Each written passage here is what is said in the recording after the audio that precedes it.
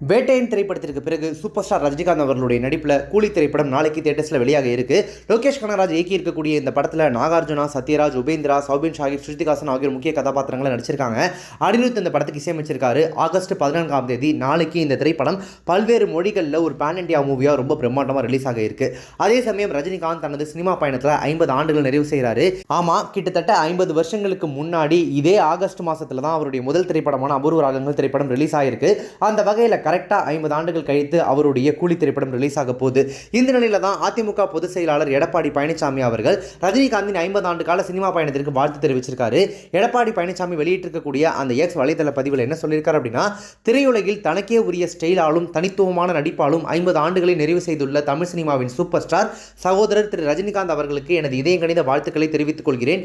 இப்பொன்விழா ஆண்டில் super star நடிப்பில் நாளை வெளியாக உள்ள கூலி திரைப்படம் வெற்றியடையும் என்னுடைய வாழ்த்துக்கள் அப்படின்னு சொல்லி ரஜினிகாந்தை வாழ்த்தி அவர் பதிவிட்டிருக்காரு. இதே போல சூப்பர் ஸ்டார் ரஜினிகாந்த் 50 ஆண்டுகளை சினிமாவில் நிறைவு செஞ்சிருக்கிறதையொட்டி அரசியல் தலைவர்கள், சினிமா பிரபலங்கள், பொதுமக்கள் என பல்வேறு தரப்பினரும் சோஷியல் மீடியாவில் அவருக்கு தங்களுடைய வாழ்த்துக்களை சொல்லிட்டு இருக்காங்க. கூலி திரைப்படம் நாளைக்கு ரிலீஸ் ஆகி ஒரு மிகப்பெரிய அளவில் உலக அளவிலான வெற்றியை பெறணும் அப்படின்னு சொல்லியும் அவங்க வாழ்த்துக்களை தெரிவிச்சிட்டு இருக்காங்க.